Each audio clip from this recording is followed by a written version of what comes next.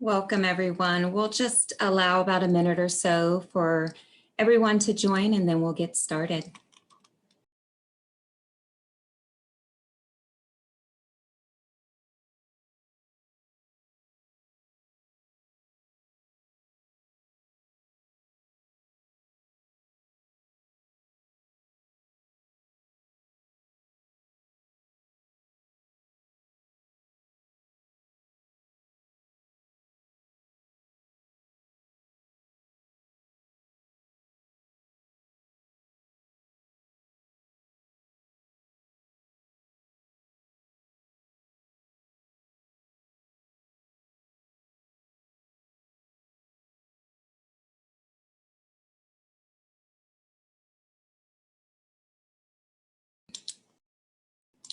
We're at 1 minute after, so we'll go ahead and get started. We want to make sure that we allow adequate time for this great discussion we have lined up for today.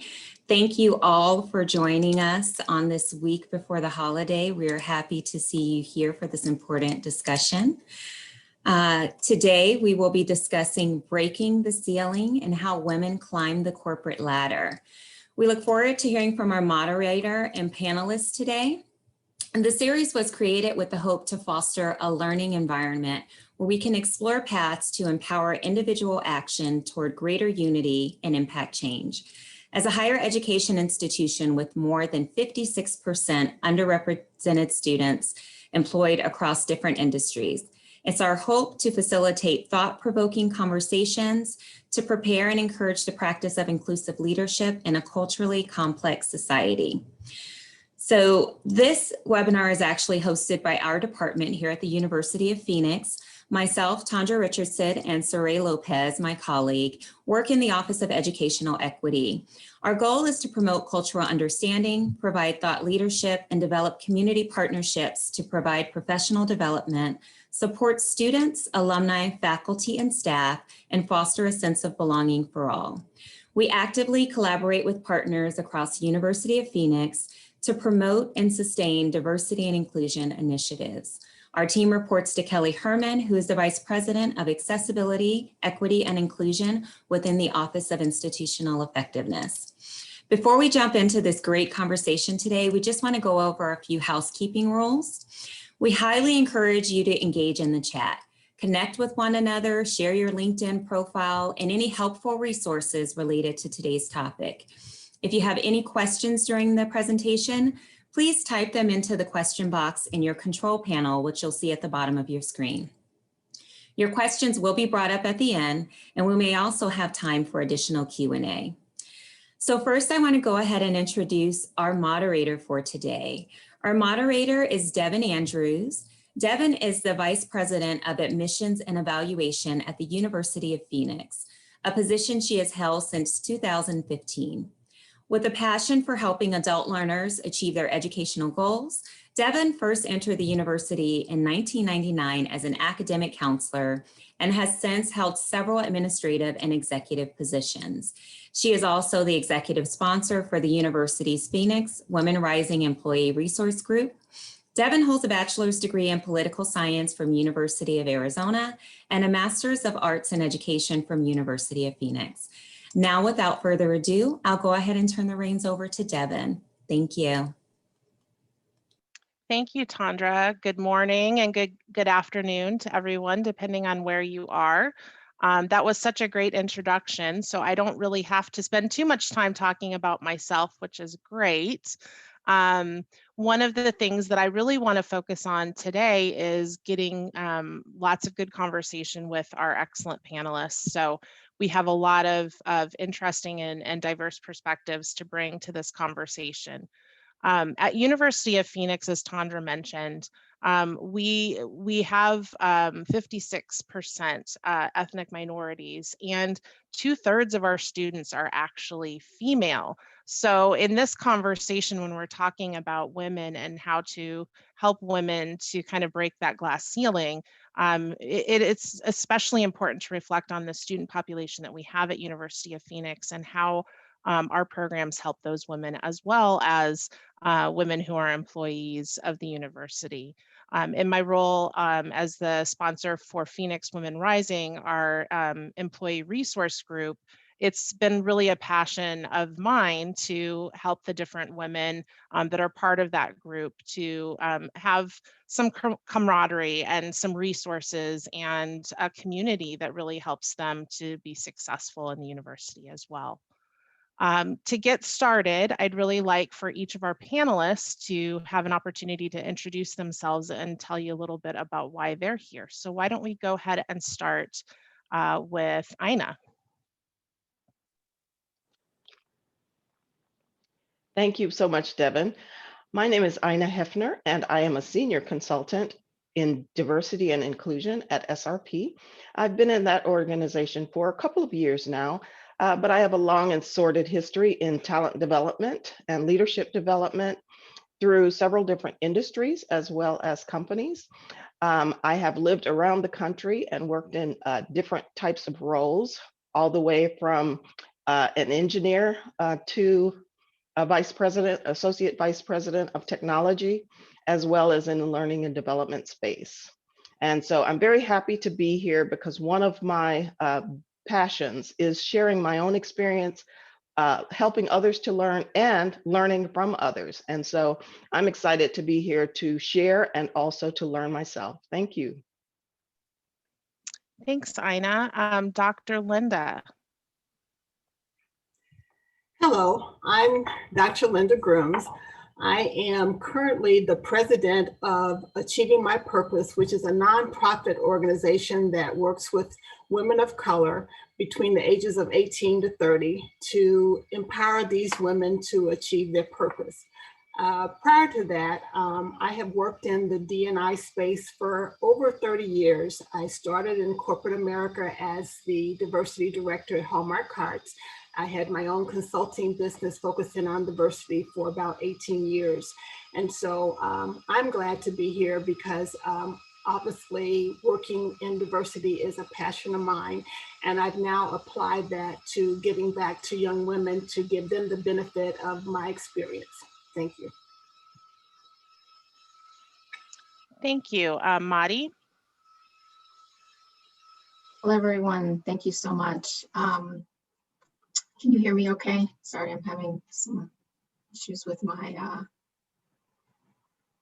there we go. Sorry about that. We can hear you. Thank you. Sorry about that. So hi there, Marques-Thomas. I'm Vice President of Social Responsibility and Talent Development, and my pronouns are she, her, and hers. I've been with Wyndham Hotels and Resorts for about 12 years in a variety of roles within HR. I am, how I describe myself to folks is I'm a University of Phoenix graduate, passionate lifelong learner, diversity, equity, and inclusion advocate, and a leader responsible for providing a variety of learning experiences to help unleash the potential and talent of our employees at Wyndham. And that certainly includes providing awareness, education, and skills that results in team members who champion overall inclusion and belonging to create and welcome different perspectives, all of which really help us to achieve our business goals. I'm just so thrilled to be here, right? I feel like my experiences, the choices I've made, and the people I've learned from over the years have one way or another inspired and encouraged and empowered me on this journey that I continue to be on. And to the extent that I can share and people can learn from that, just is very fulfilling. So thank you for having me here today with an amazing panelists. Thank you. And last but not least, Mike.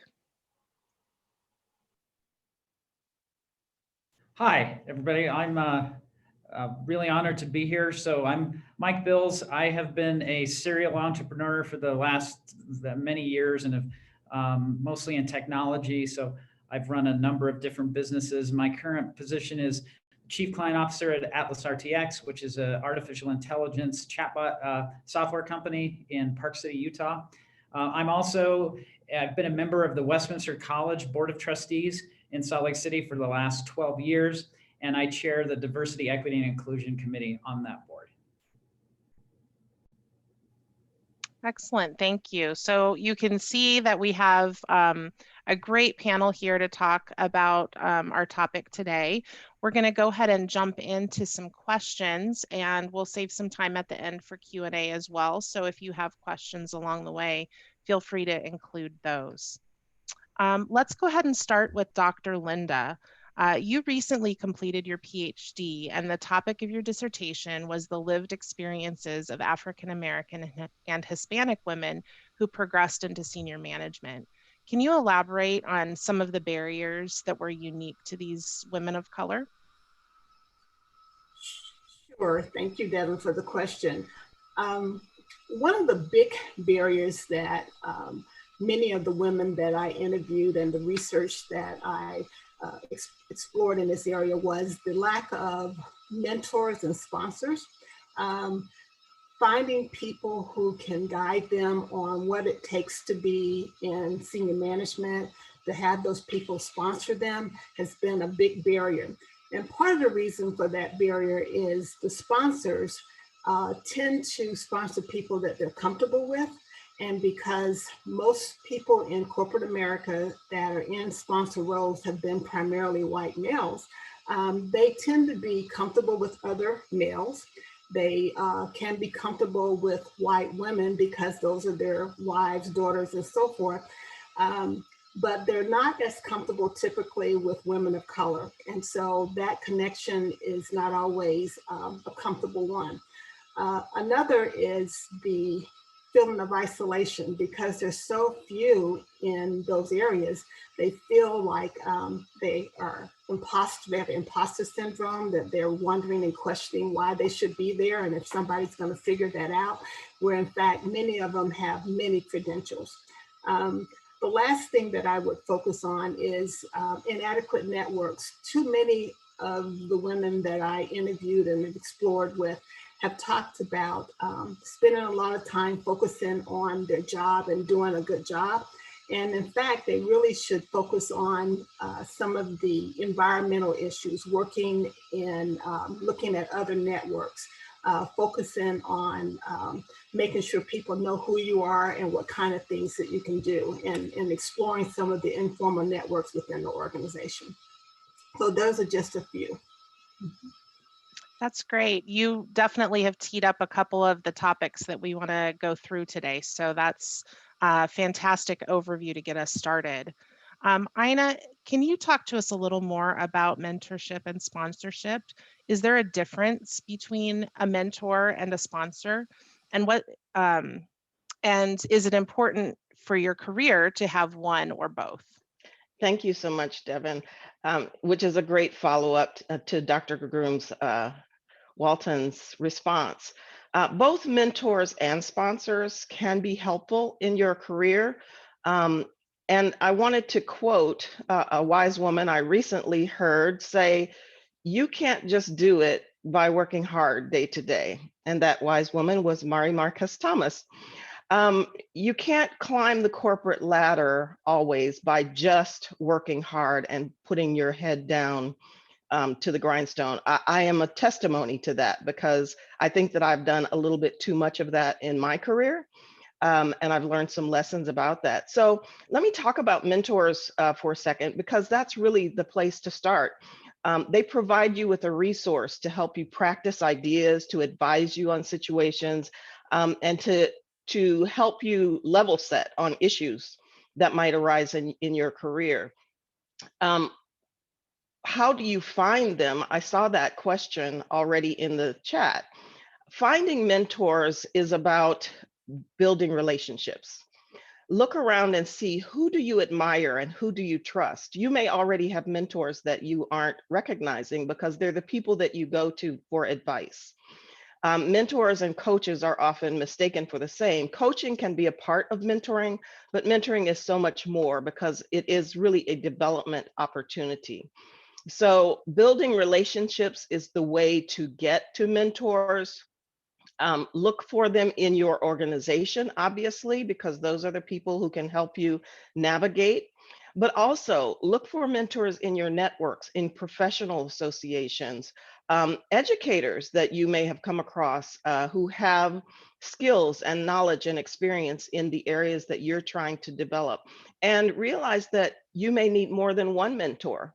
It's often advantageous to have more than one mentor, and to make sure that you have mentors from a variety of backgrounds, not just people who look like you and who think like you.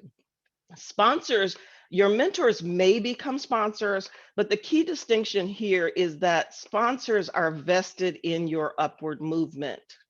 And they are people who are in power positions who are able to help you gain that visibility and exposure. And the way that you get sponsors, one, is to have mentors to help advise you on that. And two, to perform. This is where working hard in the day-to-day benefits you, because that performance and being above and beyond is what helps to attract attention of sponsors. So those sponsors are the people who can help you get to the next level. And the other thing that I just want to add to this is, don't just look at it as seeking mentors and seeking sponsors. Also seek to become a mentor, because that is an excellent way for you to develop your own leadership and to identify your strengths and your successes and help share your experience with others. It also helps you to build relationships. You never know where the people that you mentor will end up, and they may be a resource for you in the future as a mentor or a sponsor, because these are two-way relationships. Look at them as, what can I bring to the relationship, and what do I want to get from the relationship? Thank you, Ina.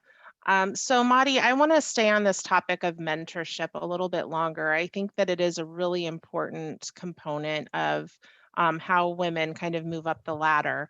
When we spoke recently, you shared that mentorship was an important part of your career journey. Can you talk a little bit about your own experience with mentorship, and also why you think mentorship is so critical for women, and particularly women of color? Sure, thank you so much for that question. So as we heard from Ina and Dr. Linda Groomes, right, the guidance and the learning and the development that comes from having a mentor. So, you know, I grew up in Newark, immigrant parents, right, who have always taught me and my sister, it's all about put your head down, work hard, people will notice, right, and things will come to be. My mom became very ill right as I was about to go to college, and the 4-year dream became something that I didn't think was attainable. And, you know, so I wound it up in hospitality in hotels. I worked for Marriott. And when I decided to transition from the property, which is very different from on property, for those that are familiar with hospitality, to go to a corporate environment, different set of rules, different set of politics and norms. I didn't grow up in a household that had been part of corporate America, right? That could tell me the do's and don'ts. And so I had a white woman who saw something in me and took me under her wing. And at the time, I didn't even know that that was mentorship, right? I just thought, here's this wonderful woman who really sees something in me and is guiding and helping me along, and really helped me to understand, you know, what to do, what not to do. And, you know, and that really stayed with me, right? She was a woman of authority, of privilege, of influence in an organization. And she was also, you know, to go back to Ina's comment around sponsorship, sometimes they are, and she did become a sponsor as well as a mentor. And that experience for me, I learned from her. And when I left and came to what is now Wyndham Hotels and Resorts 12 years ago, I asked for a mentor, right? Because something that she had said to me before I left was, you know, no one's going to be your greatest champion but you. And you have to find your voice, right? And you have to be the one to ask. And so I asked. I remember sitting with my boss 3 months into my job and saying, you know, I'd like a mentor, and here's what I'm looking for. And I'd be happy to hear what you would like, right, in terms of my development and how you see me progressing in this organization. And that stuck with me. And so I have been very much about paying it forward and making sure that I continue to mentor, and I take, you know, women under my wing, you know, whether it be Hispanic, Latin, it doesn't matter to me, right? But I definitely, certainly, you know, look to women, you know, from our underrepresented communities to really be what this woman for me was early in my career. And that has just been something that stuck with me over the years, and I continue to do the same. That's excellent. May I Oh, go ahead. piggyback off of that, because I see some questions in the chat about, are there formal mentoring programs out there?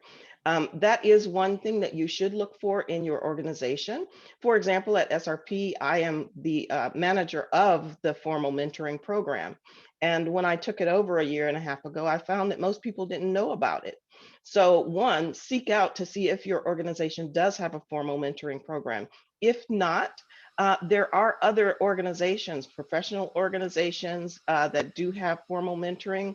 So that is something that you can look for, search for, Google mentoring programs, and see if there are any in your area and in your area of interest that would appeal to you.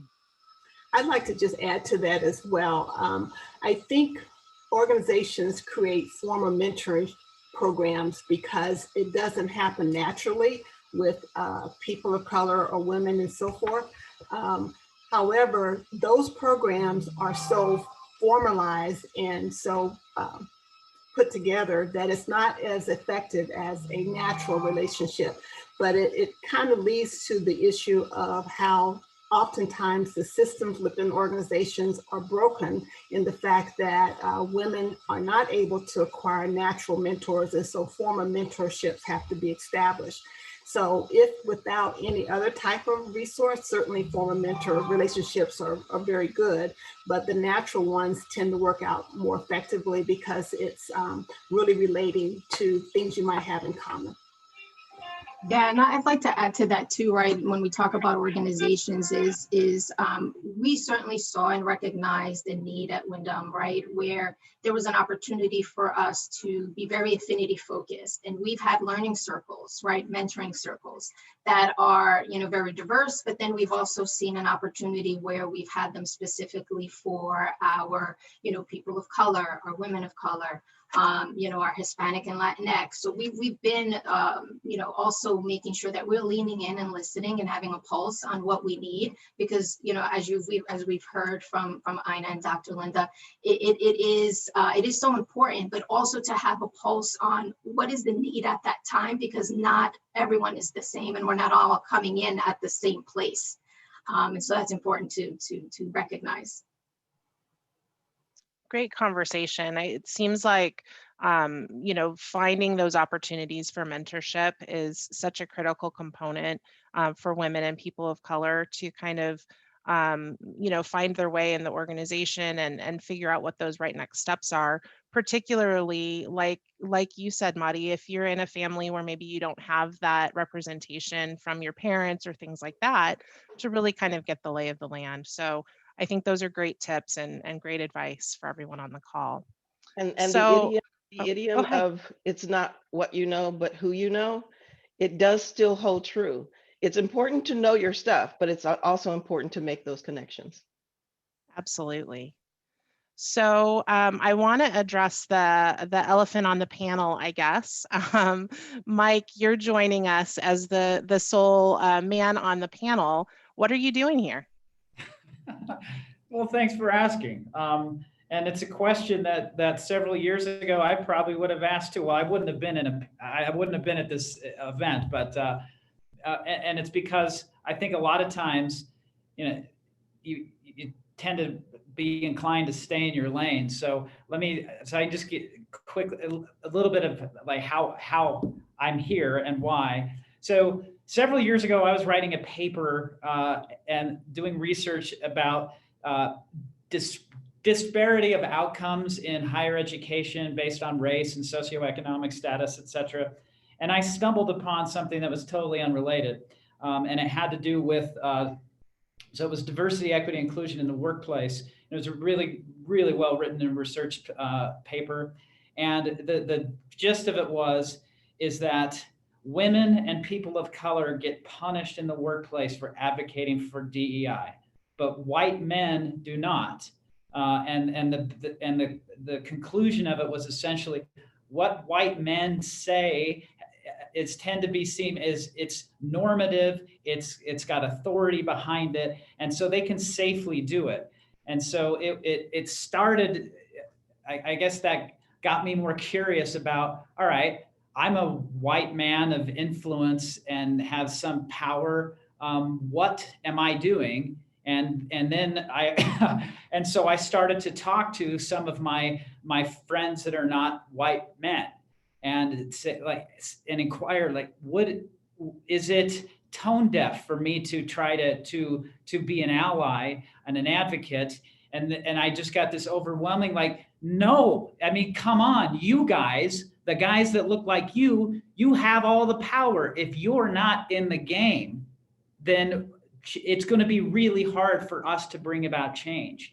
And so over the course of time, I've come to believe that for people that look like me, we have it's a moral imperative to use our privilege to assist and advocate for those that lack it. And so there should be more white men of influence in forums like this and doing the work to because it's not a zero-sum game. The idea that if we lift people up, that somehow that's going to diminish us, and that's the problem, is when you have all this privilege, other people getting access to it somehow makes many of them feel like they're losing something. But the rising tide lifts all boats. So even from a practical standpoint, if it's just from thinking about it in terms of a business case, the more that we can bring up women, people of color, and in higher education, first generation students into the game, we just have a better pool of talent. So and sometimes I do have to make the argument just on a pragmatic basis with people, because it's a start. It gets them to start to open their mind. So sorry, I'm starting to ramble now. I'll just zip it. No, we are very happy to have you here with us. It's definitely critical that this isn't just a conversation that women are having, but that all people are having about how we can create that equity. So definitely glad to have you here on the panel with us today. Can I just add to that? Oh, sorry. Sure. Go ahead, Marty. Go ahead. Oh, thank you, Anna. That is so true, right? I think we've certainly made progress in corporate America, but we have such a long way to go. And we certainly have to recognize and acknowledge that the, white man is still very much in the positions of power and decision-making, right?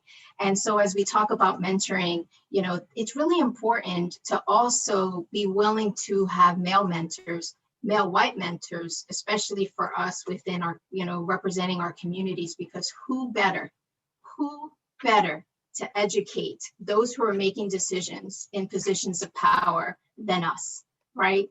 To have a voice, to help them see, it takes me back. I had a boss early in my career who I had learned had not put me up for an opportunity because, I was a young mom, and he thought that he was doing me a favor. He thought he was helping me out, right? And he was like, I know how important, he threw the culture card at me, and what he assumed were my culture and what he thought, again, coming from such a good place. And I appreciated that. And I was like, thankful. And then my mentor that I talked to you about, who still remained with me after I left the organization, she was like, you need to go back in there. You need to have a conversation. You need to help him understand that although good intentions, it is hurting you. It is hurting your career, and it can hurt other women. And, the journey of trying to build courage and find your voice, right? And being able to help them understand, I thank you, but please, right? You need to have conversations with me. So I'm so glad, Mike, that you're on this panel and being able to provide that voice, but recognize that we also need to find those opportunities to be able to educate folks as well. Yeah, but I'd also add, it's not the responsibility of women or people of color to educate us. It was my responsibility to go and learn. So we can't wait for it. It's not your job. And so I know that you'll do it if we don't, but white guys need to do the work. Mike, I think you make a good point too, because typically if women step up and speak like that, then they are too emotional and too aggressive about the topic. And so you're right, it's not perceived very pleasantly.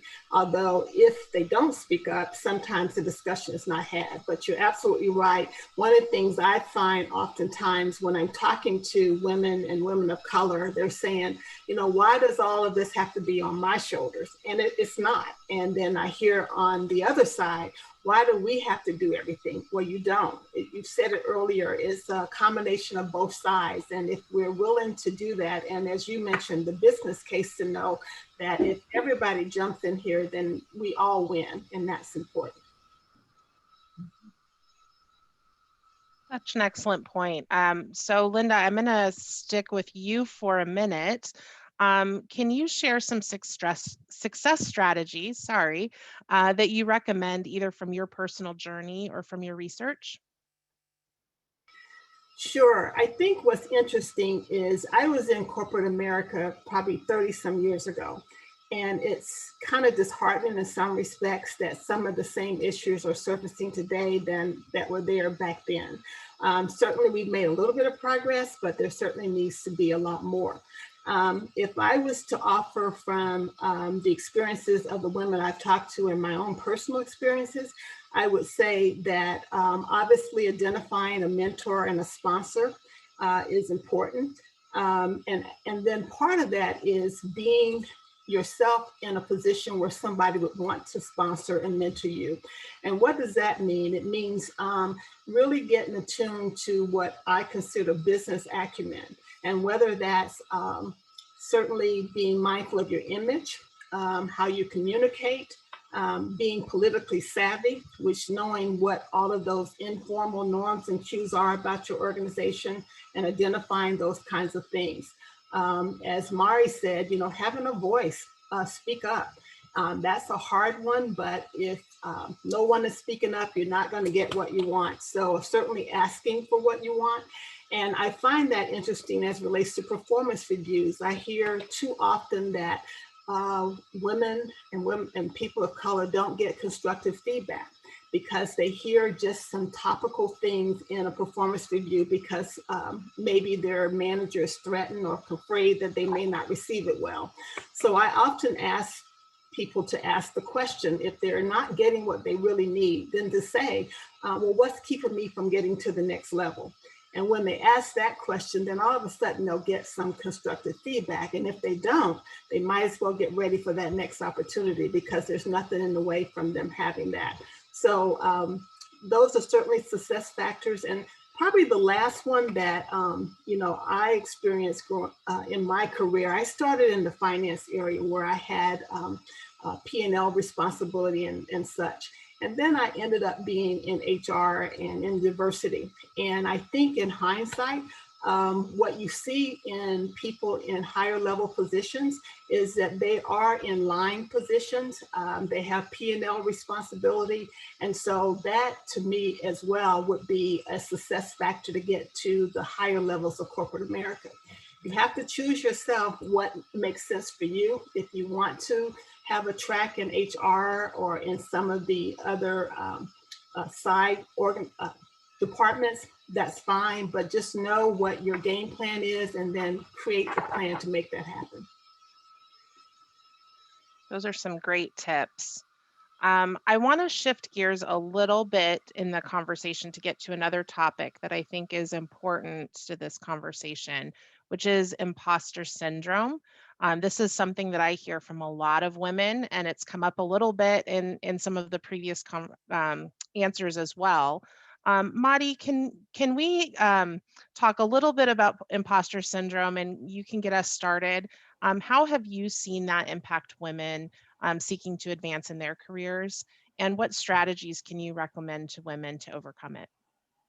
Yeah, I think this is prevalent across women in general, right? But I think specifically when we think about our, underrepresented communities, right? When you talk about women, women of color, when you talk about Hispanic, Latinx, Asian, et cetera, I think is even more prevalent, right? I think we've all heard and we've certainly read probably a lot when we talk about when you go for a job and you look at the job description and how you automatically talk yourself out of it, right? You look at a job description, there's 10 things on there. You probably have like, 8, and you talk yourself out of it as a woman. You're like, oh, no, right? And then we'll look at it, right? And they'll see 3 things and they're gung-ho, they're confident, and they're ready to go. I think we all struggle. I struggle with that. I'm still on this journey, right? Sometimes when I talk about this topic and, women are like, or people in general are like, yeah, but you're leading these functions. How could that be? I'm like, trust me, I still deal with that, right? I still sit back and I'm like, can I do this? Right? Am I doing this right? Or, feeling like I don't have the talent to be there, or, and sometimes, right, there are those comments, those little subtle comments that you hear, and I've heard them, where it almost makes it seem like, you've got your role because not necessarily of the talent or the accomplishments and the work that you've put in, but because you're a woman, or because you're, a Hispanic woman, right? And so all of those things, you just accumulate that, and sometimes you get in your own head. And what I found for me, again, I struggle with this even today on in a variety of ways, even personal sometimes, right? Even from a self-identity perspective. I'm of Portuguese, Spanish, and French ancestry, heritage, right? And even for me, I struggled in terms of who I am, and how to identify as myself. So it's all of these things that kind of, sometimes we struggle with, as women, and especially as minority women. And one of the things that I found is acknowledging that, and recognizing that that is a struggle. I live with it, and I'm not alone in this. Right, and that is a lesson I've learned along this way, in many challenges of life, is I am not alone. There are others who feel like me, who are dealing it and who are doing it better, and really creating that network. For me, it has really, whether it's the mentor side of it, whether it's colleagues or friends or family, it's being able to have the courage to say that I feel this way. Right, and talking it through, that for me helps. That, it may not work for, others, and I know the panelists will also jump in and provide some of their tips. But for me, I have come to a place where I need to accept it, acknowledge, and I just happened to me, 2 weeks ago, I was working on something. I was filled with self-doubt, and I called my mentor, my coach, and I was like, here's how I'm feeling. And I can't shake this, right? Because sometimes I'm like, come on, brush it off. You got this, girl, right? Or you feed off of some positive feedback that you just got from a meeting or something. And she's like, you're getting in your own head. You need to take a step back. You need to breathe. And you've got this. Be strong. Like, yeah, you're going to sweat. You just focus on the positive. And that for me has been one of the things that I gravitate to even today. That's great. I think a lot of this conversation too comes back to representation and who you see in the roles that you aspire to. And I know that there's often a feeling of needing to fit a certain mold in order to be ready for that next position. You were saying, what are the qualifications, but there's also sort of just, this is the right person for that job, and does that look like me? I know early in my career, I felt like I needed to cover or mask certain aspects of my personal life, such as my responsibilities as the mother of small children, in order to be able to move up. I didn't want people to see those aspects of my life as being a barrier to being successful. When I reflect back, though, I wish that I had sort of stood up for myself and let those pieces of myself be known a little bit more. So Mike, I'm wondering from your perspective, can you share some tips that from your own experience of how to be an inclusive leader and to create an environment in which women and really all of your employees feel that they can bring their whole selves to work without fear of sort of not being leadership material? Sure. So I guess I'd say my first piece of advice would be to avoid the inertia that's probably going to that you expect people to assimilate. right? So for the white men out there that are used to being in positions of power and influence, that's just totally normal, right? And so it's easy to delude yourself and say I'm being inclusive because I open the door to women and people of color, but once they're in the door, I expect them to assimilate and act like men. And so, and that's a really common thing. And I know plenty of business leaders that feel real good about themselves for doing that. And I guess that's a step, if they're opening up the door. But if all you're going to do is expect assimilation, to act like men, and many of whom are fathers, but there's somebody else that are taking care of their kids. That's not going to work. It's going to, even if the women stay at your organization, it's impossible for them to thrive. And so the first thing I think is you need to honor the different needs that other people have. So, and not view them as any type of, they're not a weakness. It's just a part of that person. And so I'm reminded of something for many years, I was in the Utah Young Presidents Organization chapter. So that's an organization, you got to be CEO of a company doing at least like 12 million in revenue with at least 50 employees by age 45. And we had a handful of women and out of a group of 55 people. And I was talking with one of them who was the most impressive person in our group. And I was just asking Sarah, why do we not have more representation? And she's like, Mike, look at the criteria for getting into this. You got to be CEO of a company this large by age 45.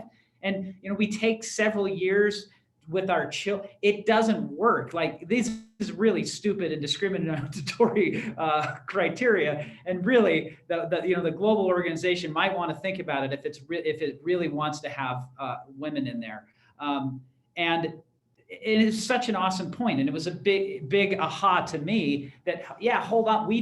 Because if somebody as impressive as this person could be locked out of opportunities, we're locking out so many people. And again, as I was talking before about, it makes so much sense for us to get more people into the game. And so we have to honor the different needs and saying accommodate them. That's that term. And unfortunately, I guess my lacking vocabulary is showing, because it shouldn't be seen as an accommodation. It's simply to not expect everybody to work in the same way. And with technology that we have right now, and I mean, look, we're all doing everything virtually. Right? Hopefully, that will help us remember that we don't need to work the same way that we did 10 years ago. So that, again, I just think it bears repeating that we cannot be assimilationist. Can I jump in here real quick too? I think just one thing, when we talk about women, right, in the workplace, I think the one thing that we have to constantly be, remind folks is, because you have representation of women, that's not enough. Like, you have to peel back that onion a little more. And what is the demographic of the women population you have in your organization? Because too many times organizations are out there saying, we have X amount of women in our organization, great for us, we're doing a great job, right? But then when you peel back the onion, it doesn't really look as good anymore, right? And so I think it's important, that we also acknowledge that and continue to have that dialogue. I think the other thing, that I'd like to bring forth here too, is that I don't speak for all Hispanic, Latinx women. I have different needs, just as Black women, right? And I think that's the other thing sometimes, when all good intentions, right? Folks have good intentions, but I think that's the other thing is, come at me as an individual, come at me as Mari. I just happen to be of, but come at me, get to know my needs. Where am I? What do I need? What do I want? And not think that I'm representing the entire, right, culture.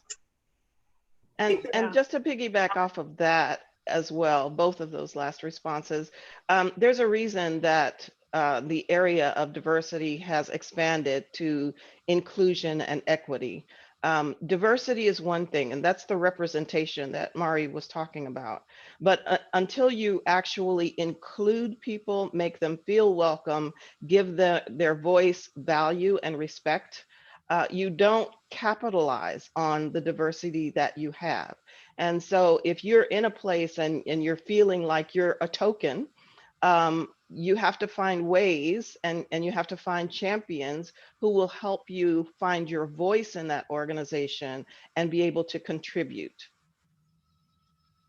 That's so important. I also want to highlight one of the things that Mike said as well about kind of what we're learning working in this time, and so many of us working virtually, and having to learn new ways to do things that we may have done differently in the past. I have found a lot more openness to what's going on in people's personal lives since we've been working from home. And just one example that always kind of makes me laugh is, we hear, a dog barking, or we see a toddler walk up next to mom and standing there asking a question. And, a year ago, if someone was working from home and their toddler wandered onto screen, people might have been like, oh, that's not professional. But why is that not professional? That's part of that person's life, and they've got a little one that needs something. Nowadays, when we're working from home and we're all sort of facing these challenges, I don't think anybody's really concerned at all when the toddler wanders onto screen. And so I think that we've learned quickly in these last few months to sort of be okay with the fact that people have lives outside of work. And that's something I hope we see continue. Even after the pandemic times have kind of subsided and we're back into whatever normal looks like in the future, because I think it is a more inclusive way to look at the people that we work with. And I think I want to just comment on that, because I think in one respect, you're right that we begin to see more who people are and how we have those things in common. But I've also heard a number of people of color, in particular women of color, that have in the past separated their personal life from their professional life. And all of a sudden now the organization is in their personal life. And I've had this experience, and others have had it too, that I've heard them comment on, where people have said, oh, you have a nice house, or you don't, or you make comments about things that are very sensitive to probably women or women of color. The whole thing about the child, the toddler, even though it might be in their head, they're very conscious about the fact that that happened, and where their male counterpart, that doesn't happen. And so it leads me to just one other point that we have not talked about that is a real issue, and it's the emotional tax that women and women of color have to go through when they start out walking out the door, and sometimes have to leave their difference at home so that people are not threatened by it, or that they recognize that they're the only one. So maybe decisions that they want to make that might be beneficial for them, they feel like, if I don't do the right thing here, then nobody else will come behind me. And that's a lot of heavy weight for somebody to have to feel like they're representing the whole world, even though Mari talks about how we should represent ourselves individually. But because there's so few numbers, and the anticipation is only that door has cracked just a little bit, I've got to maintain an image that may not be who I am personally, but that image that is acceptable by the organization, so that others can come behind me. So that emotional tax is important. Right now, while we're dealing so much with social injustice, I can't tell you the number of women of color and people of color that have to answer questions about things going on and feel like they need to, and they're representing everyone. And again, that's a pretty big burden when they're even playing as a psychologist for their white counterparts that are now feeling guilty about everything that's going on and playing that on them. So those emotional things are really kind of important for us to address as well. Yeah, can I just, because something you said, and something that I was trying to catch on the chat just made me think of something, because you're right. We do represent, even though I always talk about how important it is to see me as the individual, I also know that as the only, person who identifies herself as Hispanic Latinx at my level in my organization, I have privilege, right? I have a voice, I have a place at the table. And so I'm representing more than just me, Madi, right? I'm representing a community, a group, and I recognize that. And, someone in the chat just made reference to, but we also recognize that unfortunately there are those who get to this level and higher, and they forget, right? They forget about everybody else. And to me, I have no patience for that, honestly, to be transparent. For me, I've realized in my journey over the years and knowing that I've been blessed to have a seat at the table, right? I am part of the decision-making. I'm part of the conversation. I'm part of helping to educate and build skills. And so for me, it's so important that that we women support women, yes, and especially within our own represented groups and communities, because, you have to empower each other. You have to bring each other up, right? Women in general, and then don't lose sight of the women who are struggling even more, right? And who really need that guidance, mentorship, sponsorship, whatever that is.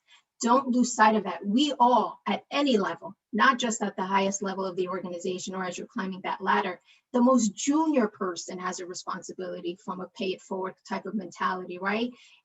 For me as a woman, it's important to support, help each other, help to create and foster a culture of empowerment over competition. It's like we have to leave that behind. It's hard enough. It's hard enough, right, out here, that now we have to worry about competing with each other. That I have no time and no patience for. Yeah, definitely. So to piggyback on that, I want to try to jump into some of our Q&A questions here with about 10 minutes left.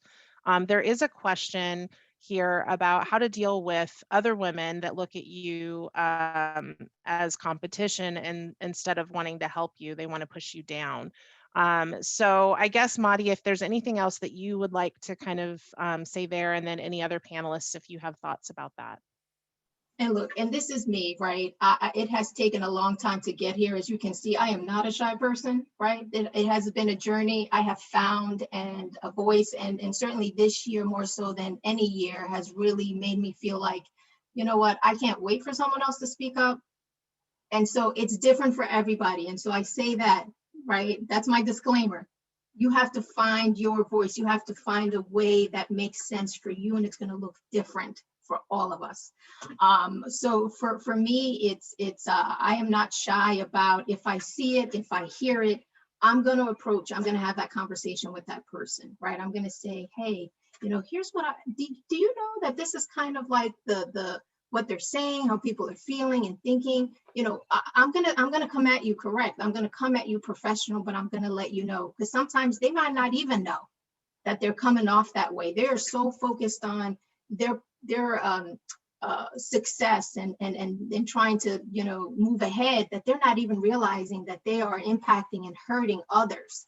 But again, that's just me. You have to really find your place. And again, it goes back to an earlier comment I made.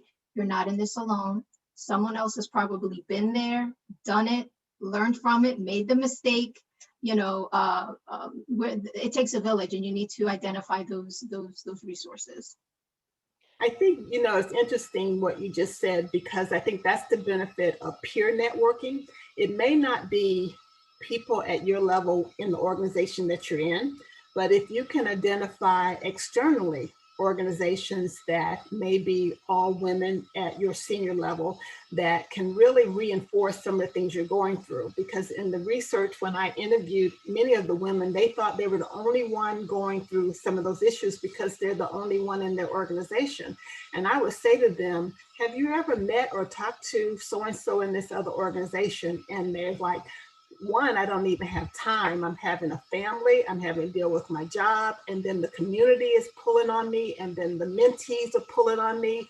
And when do I have time for self? And so this whole thing talks about doing something for yourself and identifying those peer networking. There are formal organizations like maybe the Executive Leadership Council or things like that, or you can try to create an environment where you can meet others at your level. And regarding the comment about when do I have time for myself? I think the critical thing we all have to make sure we keep in mind is we have to make time for ourselves.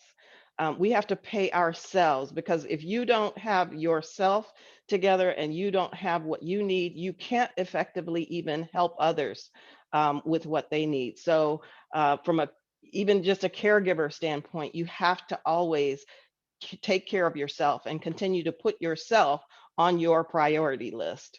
And in addition to that, in addition to those comments from Mari and Dr. Linda, I would say you also, in addition to looking for common ground with those people who are seem like they're against you, put some thought into what are the things that you can work together on.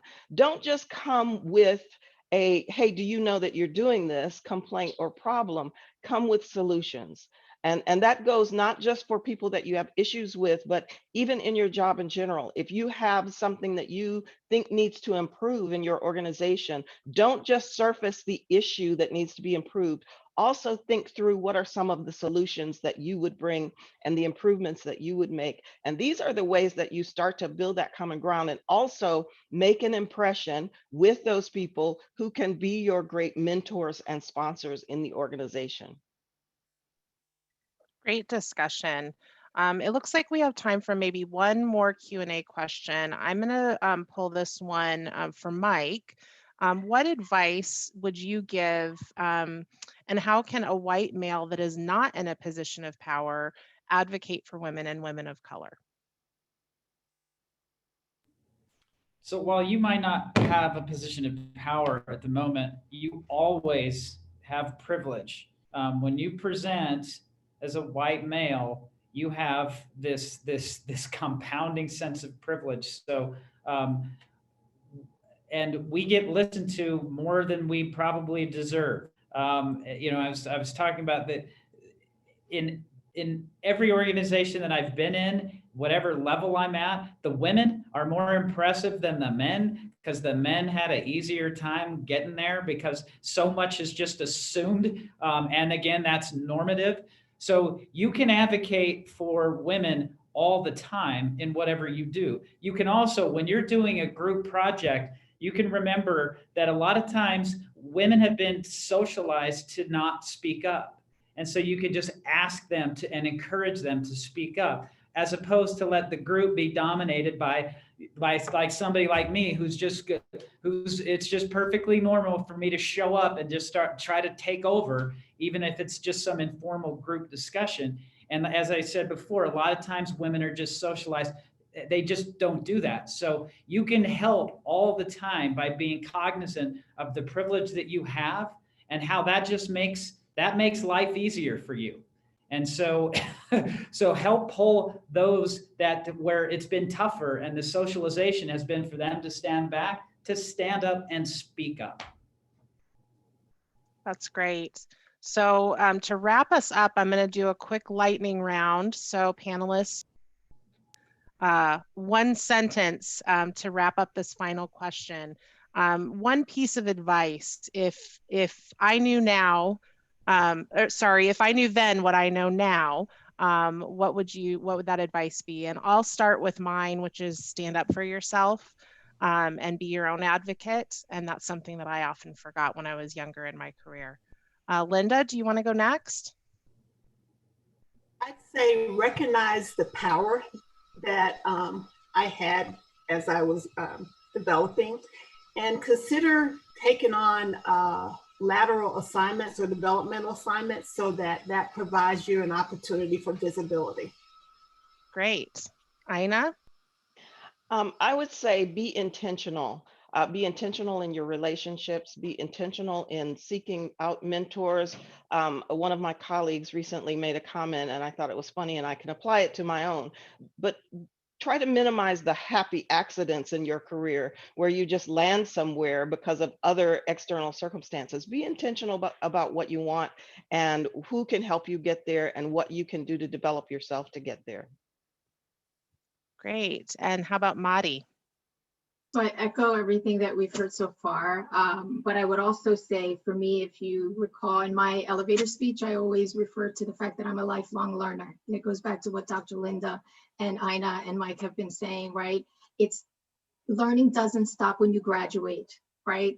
Learning is a continuous, it's continuing to add to your toolbox, right? Personally and professionally. And that's one thing that sometimes in my journey, I have, I've forgotten. And you get so caught up in the day-to-day, right? You are doing so much for everybody else that you forget about self. But it goes back to what Ina said about taking care of self first, right? I always think about the being on an airplane, and they always tell you, put that mask on you before you put it on your loved one. It's the same thing. I can't be any good to anyone else if I'm not make the time to for self-development, professional and personal. Perfect. And Mike, any advice? Well, it's not advice. I just wish. So, you know, I've spoken here like I've always been this really woke and empathetic guy. And it's not too many years ago that I was the guy that was totally content with, hey, look, I opened the door for everybody, and you know, good luck, God bless. I hope it works out for you. But you know, it's a man's world, and you got to figure out how to live in it. It was kind of the idea. So I wish I knew then what I knew now, because then I could have been a much better leader for longer. I think that's so profound in that we all can evolve and we can all get better. So thank you for sharing that and being willing to share that with us. Tandra, Saray, I will turn it back over to you. Thank you. And thank you, Devin. Thank you, Ina, Madi, Dr. Groomes, Dr. Bills. Thank you so much. This was such a great session. I feel like we need to keep going for another hour and we don't have that time.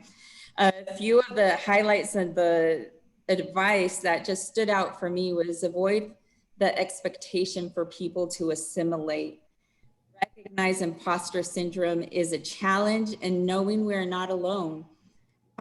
With our support groups, reach out to mentors, find mentors. So definitely imposter syndrome is going to be a topic that we will be examining further.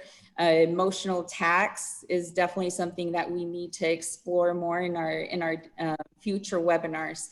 But without further ado, you will be receiving an email from us with a link to the recording and a link for you to register for our next session. That's going to be on leading inclusively during times of crisis and beyond, especially during this time in our political everything environment. I think that's definitely an important discussion that you should all join us on January 21st. So thank you all for joining us today. We appreciate our speakers' time and willingness to participate. Thank you, and we'll see you next year.